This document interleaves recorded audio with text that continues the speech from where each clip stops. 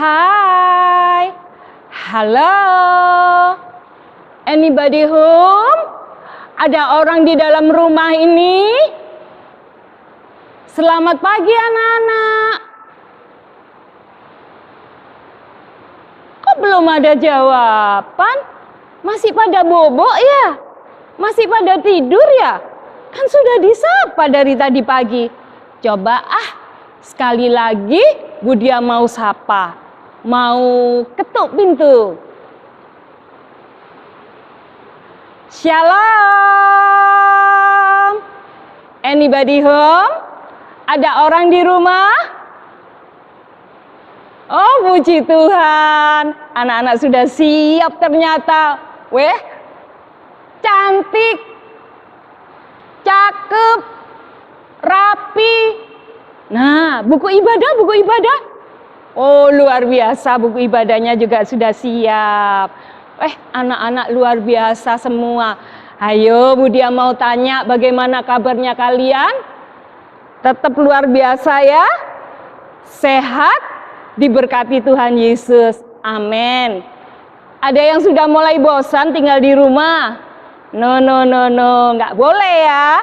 Tetap semangat meskipun aktivitas kita masih di dalam rumah, bahkan ibadah pun kita masih di dalam rumah.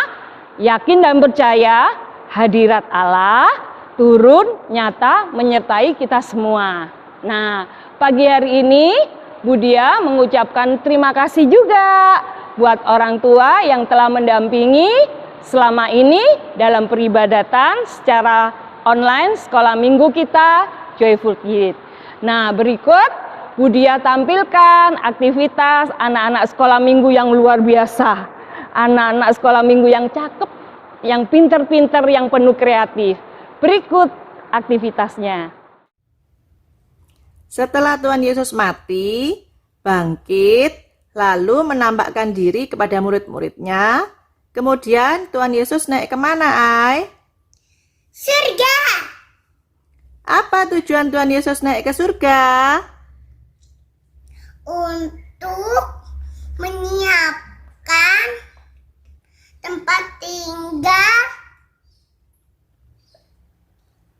bagi kita semua. Tuhan Yesus itu mati, bangkit, dan naik ke Surga. Terus tujuannya Tuhan Yesus naik ke surga apa? Untuk menyelamatkan anak-anaknya dan juga menyediakan yang kita mau. Aurel, setelah Tuhan Yesus mati di kayu salib, terus Tuhan Yesus bangkit, terus Tuhan Yesus menampakkan diri kepada murid-muridnya. Lalu Tuhan Yesus pergi kemana ya? Tuhan Yesus menyediakan apa untuk kita? Cuma sama hadiah. Yesus itu kan wafat, terus disalibkan, bangkit di hari ketiga.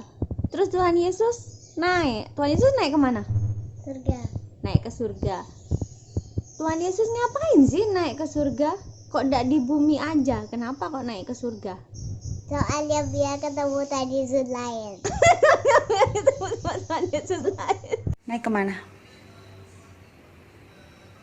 Ke surga. Ke surga. Terus di surga Tuhan Yesus ngapain? Siapin apa? Siapin Roh Kudus, mobil, orang, berkat, lalu juga mau polisi, pak polisi. Tuhan Yesus setelah mati dan dibangkitkan, dia naik ke Surga.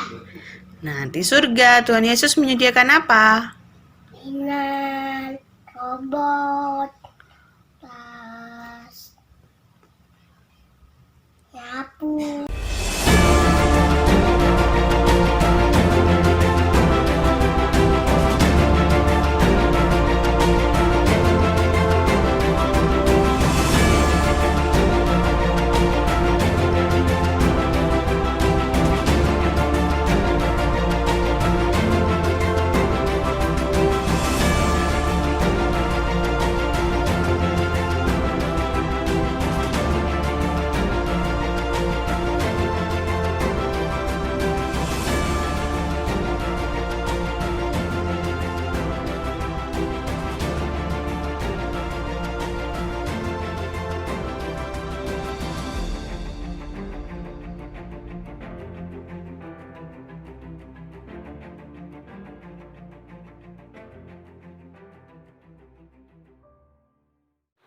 Nah, selanjutnya yuk semuanya kita mulai aktivitas kita untuk kita melakukan ibadah online pagi hari ini.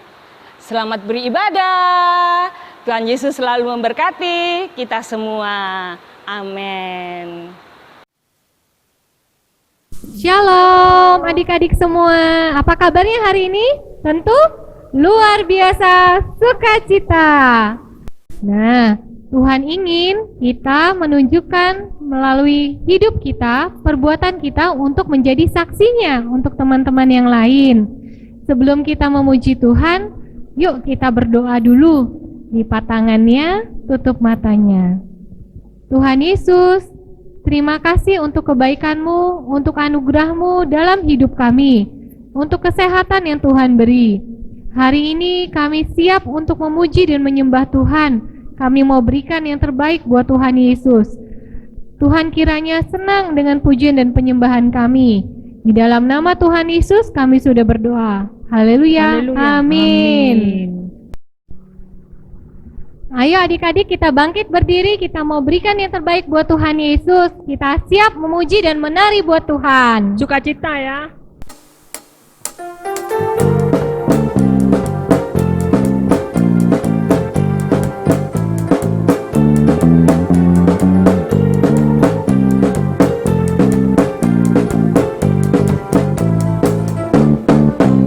Bila roh Allah ada di dalamku, ku kan menari seperti Daud menari. Bila roh Allah ada di dalamku, ku kan menari seperti Daud menari. Ku kan menari, ku kan menari, ku kan menari seperti Daud menari. Ku kan menari, ku kan menari, ku kan menari seperti Daud menari. Bila roh Allah ada di dalamku, ku kan menari seperti Daud menari. Bila roh Allah ada di dalamku, ku kan menari seperti Daud menari. Ku kan menari, ku kan menari, ku kan menari seperti Daud menari. Ku kan menari, ku kan menari, ku kan menari seperti Daud menari. Ku kan menari seperti Daud menari. Ku kan menari seperti Daud menari.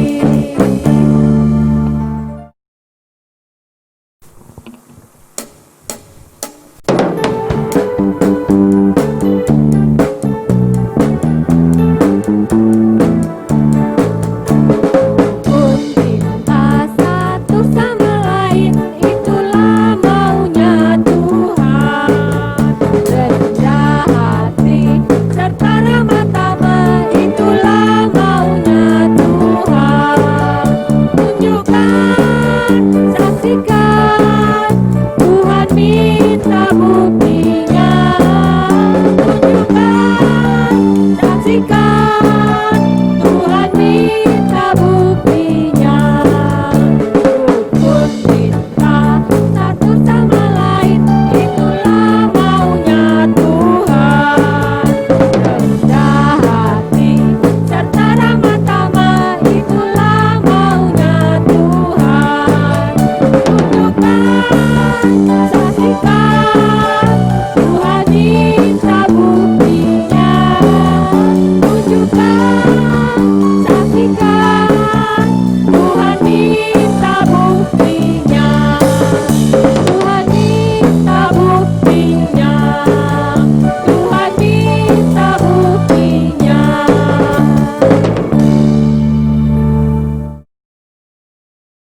Adik-adik, sebelum mendengar firman Tuhan, mari kita siapkan hati kita, mari kita memuji dan menyembah Dia. Katakan, Bapa-Ku mengasihimu.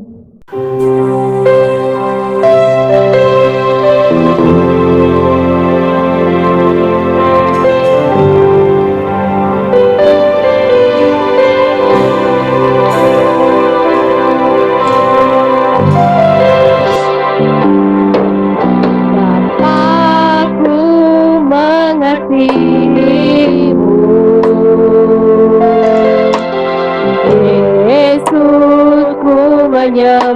menyembahmu. Roh Kudus penuhilah aku dengan kasih sayang-Mu. Bapakku mengasihi-Mu, Yesusku menyembah-Mu. Roh Kudus penuhilah aku dengan kasih sayang-Mu. Bapakku mengasihi-Mu, Yesusku menyembah-Mu. Roh Kudus penuhilah aku dengan kasih sayang-Mu.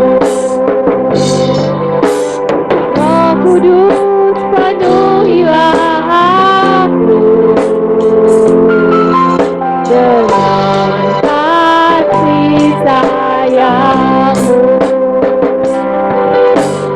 Roh Kudus penuhilah aku dengan kasih sayang-Mu. Mari kita tutup mata ya adik-adik, kita akan doa firman Tuhan. Ya Allah Bapa Surgawi, yang kami kenal dalam nama Tuhan Yesus Kristus, terima kasih Engkau telah mengumpulkan kami semua anak-anak dan guru-guru dalam ibadah online ini. Ya Tuhan Yesus, berilah kami Roh Kudus untuk mendengarkan firman Tuhan. Biarlah firman-Mu itu hidup dalam kami. Kami percaya dengan itu Tuhan Yesus hadir di dalam kehidupan kami dan memberikan sukacita-Mu di dalam kehidupan kami dan keluarga kami. Haleluya. Amin. Amin. Shalom adik-adik, selamat pagi. Bertemu dengan Tante Yeni pagi hari ini dalam ibadah online minggu ini. Apa kabar keadaan kalian?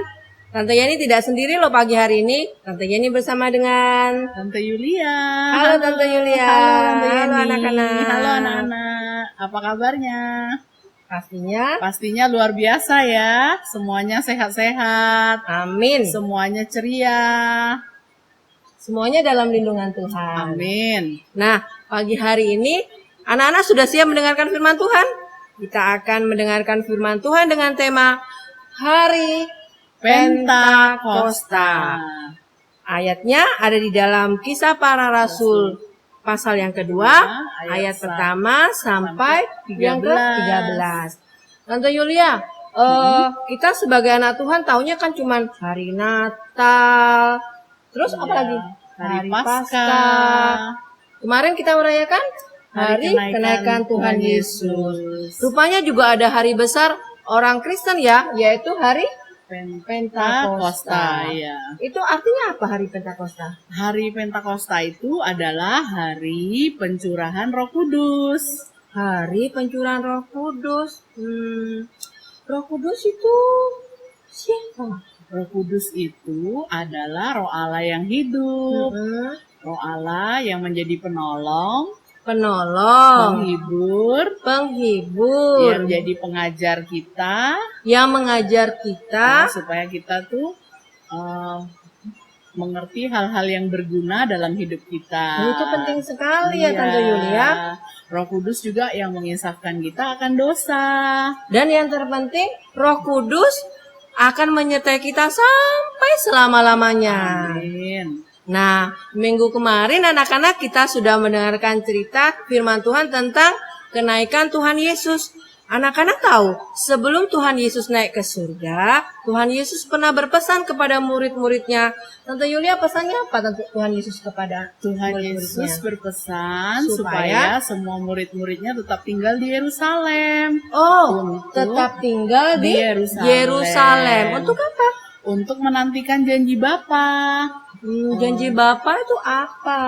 Tuhan berjanji apa? Tuhan berjanji kamu akan menerima kuasa kalau Roh Kudus turun ke atas kamu dan kamu akan menjadi saksiku Di mana? di Yerusalem, Ya. Yudea, Ya. Samaria, sampai ke ujung bumi. Oh begitu.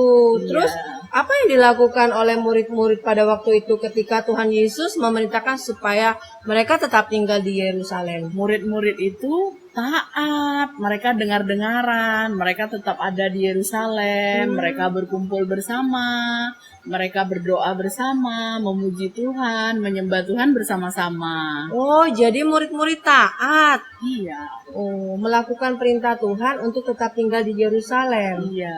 Terus kemudian apa yang terjadi, Tante? Pada waktu mereka lagi ada di kamar loteng di Yerusalem, Sambil menantikan janji Bapa. sambil menantikan janji Bapa, tiba-tiba dari langit itu seperti tiupan angin keras masuk ke dalam ruangan itu dan suaranya bergemuruh. Dan tampak lidah-lidah api hinggap di atas mereka masing-masing. Terus kemudian mereka tuh jadi berbicara bahasa yang baru, bahasa yang diberikan oleh Roh Kudus kepada mereka. Kemudian mereka penuh dengan Roh Kudus. Iya, mereka penuh dengan Roh Kudus. Oh, rupanya janji Bapa kepada murid-muridnya adalah supaya mereka dipenuhi dengan Roh Kudus. Iya. Terus apa yang terjadi? Nah, ketika mereka berbicara dalam bahasa-bahasa yang baru, yang tidak pernah mereka pelajari, orang-orang yang pada waktu itu datang ke Yerusalem, kan ada banyak sekali orang-orang Yahudi maupun orang-orang non-Yahudi lagi datang ke Yerusalem waktu itu. Dan mereka tuh pada heboh semuanya. Loh, Karena dan itu heran-heran mereka ya. terheran-heran. Mereka tadinya datang karena mendengar suara yang bergemuruh itu. Iya. Terus mereka berkumpul dan mereka heran. Loh, kok rasul-rasul itu mereka kan orang-orang Galilea. Tapi bisa bahasa-bahasa mereka. Kok bisa ngomong bahasa-bahasa dari daerah asal mereka? Tante, gitu loh. yang diomongkan sama mereka itu tentang apa? Mereka itu Maksud berbicara. Tante ini murid-murid berbicara tentang apa? Murid-murid itu berbicara tentang perbuatan-perbuatan Allah yang besar.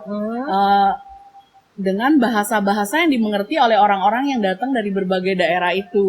Oh, intinya murid-murid itu bersaksi tentang Tuhan. Iya. Dan apa yang terjadi? Mereka menjadi percaya sama Tuhan Akhirnya Yesus. mereka menjadi percaya dan ketika Rasul Petrus berbicara kepada mereka, menceritakan tentang perbuatan Tuhan dalam hidup mereka, mereka akhirnya menjadi percaya dan memberi diri untuk dibaptis. Dan berapa ribu orang yang diselamatkan? 3.000 orang diselamatkan pada hari itu. Berani ya Rasul Petrus ya dan murid-murid yang lain oleh karena karya Roh Kudus dalam kehidupan murid-murid. Ya benar. Padahal sebelumnya Rasul Petrus itu hanya seorang nelayan yang jadi kurang dari berpendidikan. penjala ikan menjadi penjala manusia ya Tante Yulia. Menjadi berkat bagi banyak orang.